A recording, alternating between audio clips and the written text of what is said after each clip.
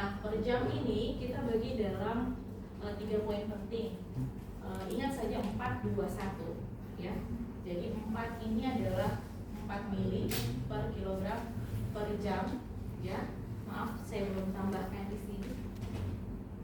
Ini 1 sampai 10, kemudian 11 sampai 20, ini yang lebih dari 20 ya.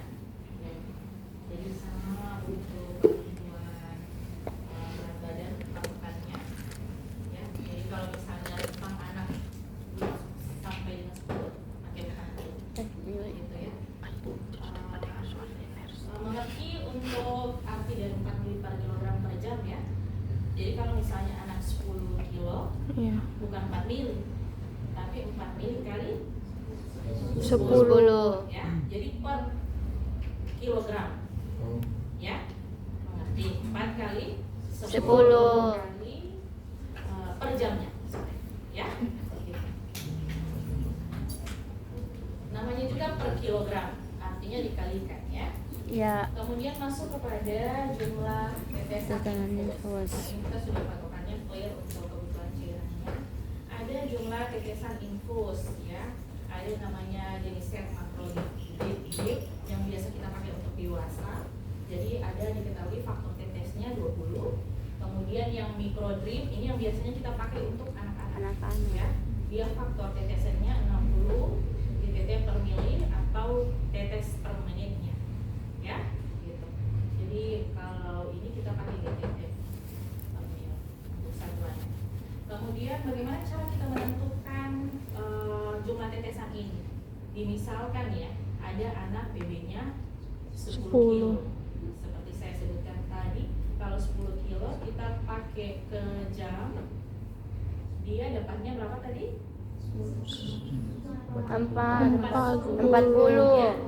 ya. Karena dikalikan 4 mili. Dapatnya 40 BB anak ya, 10 kilo dikali 4 mili kebutuhan cairan ya. Jadi dapatnya 40 mili ya.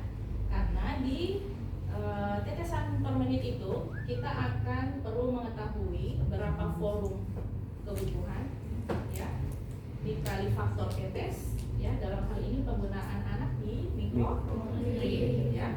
Jadi volume kali faktor tetes dibagi dalam 60. Hitungannya adalah konversinya ke jam ya. Kemudian kita masukkan ini yang tadi dapat 40 mili, kemudian faktor tetesan 60, kemudian dibagi dalam 60 menit. Jadi kalau seperti ini jadi 1 ya. Dibagi sehingga dapatnya adalah 40 mili atau GTT per menit, tetes per menit ya.